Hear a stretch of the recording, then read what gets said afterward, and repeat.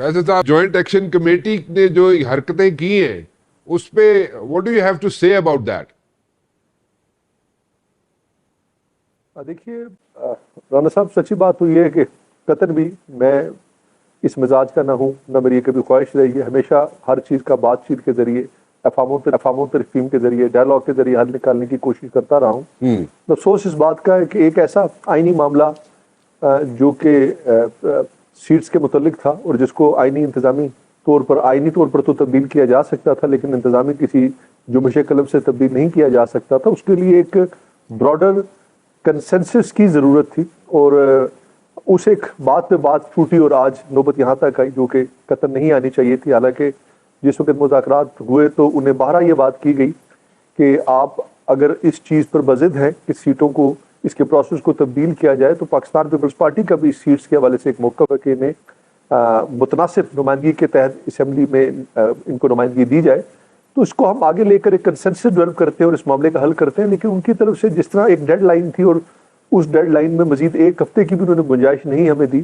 جس کی وجہ سے صورتحال ایسی پیدا ہوئی کہ آج آزاد کشمیر کے اندر جو کچھ ہو رہا ہے، آج پورے میڈیا کے اندر آج یہی خبر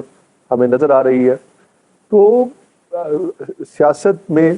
اور معاملات میں جب تک افہام و تفہیم کے ساتھ بات نہ کی جائے، چیزوں کو اس کا ہر انداز سے نہ دیکھا جائے اور تصادم کی راہ اپنائی جائے، تو پھر یہی ہوتا ہے جو آج آپ کے سامنے ہے. لیکن یہ کہ میں بھی پھر کہوں گا کہ ہم یہ ضرور کوشش کر رہے ہیں کہ اس کا کوئی ایسا راستہ نکلے کہ جس سے آزاد کشمیر کے اندر یہ اس کا امن کسی صورت میں خراب نہ ہو.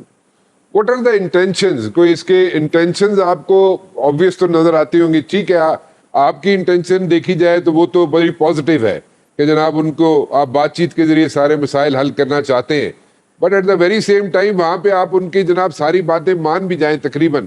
تو ایک کدی گل اگر نہ بھی منی جائے لیکن پھر بھی وہ جناب اتنے اڑی پا کے بہ جان، تو دیٹ مینس کہ دا آبجیکٹیوز آر ڈفرینٹ. پھر جوائنٹ ایکشن کمیٹی کے آبجیکٹیوز جو ہے وہ ڈفرینٹ ہے. جوائنٹ ایکشن کمیٹی ایک آزاد کشمیر میں ایک نیو فینومنا ہے جی،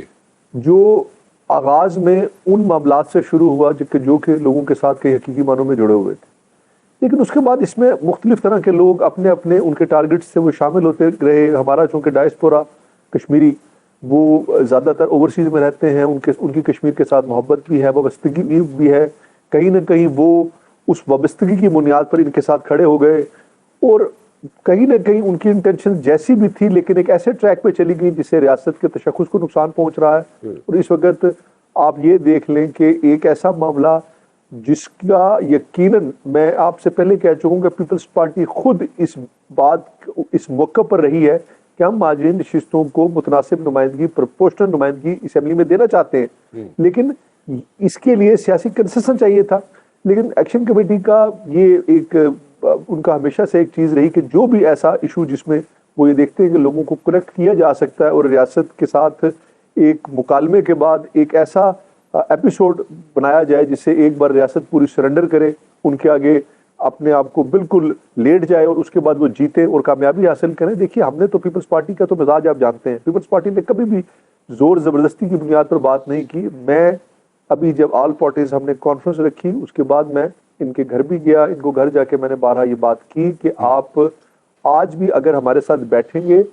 تو کبھی بھی ٹیبل پر بیٹھے بغیر معاملات حل نہیں ہوئے. اور ماضی میں تو ایک جو سب سے افسوسناک بات یہ ہوئی کہ آخری جب یہ 29 تاریخ کو جب یہ لاسٹ ایکشن کمیٹی والا معاملہ ہوا جس میں 14 انسانی جانیں گئیں، تو اس سے پہلے ہمارا ان کے ساتھ ایک معاہدہ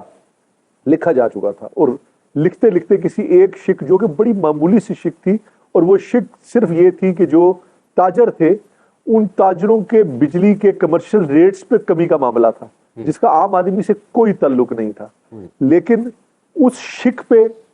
یہ معاہدہ ٹوٹا اور باہر نکلنے کے بعد یہ کہا گیا کہ یہ معاہدہ اشرافیہ کی مراد پہ ٹوٹا ہے. اور اس کے بعد 14 انسانی جانیں گئیں اور 14 انسانی جانے کے بعد پھر بیٹھ کر ہم نے وہی معاہدہ سائن کیا. مجھے افسوس یہ ہے کہ ایک انسانی جان کی قیمت دنیا کی ساری دولت نہیں ہو سکتی اور کوئی اس کا مداوع کوئی کمپنسیشن نہیں کر سکتی. لیکن افسوس کہ ہر بار ایسا ہوا اور اللہ نہ کرے اس بار یہ ہو. سو آپ کے خیال میں کوئی سپوائلرز ہیں بیچ میں اور جو سپوائل کر رہے ہیں اس سارے نیگوسیٹنگ پروسیس کو؟ کیونکہ دیکھیے بے شمار سپوائلرز ہیں. دیکھیے ایک پولیٹیکل پارٹی ہے، وہ کسی ایک نظریے کی بنیاد پر، عوامی مفادات کی بنیاد پر، مختلف چیزوں کی بنیاد پر اکٹھے ہوتے ہیں۔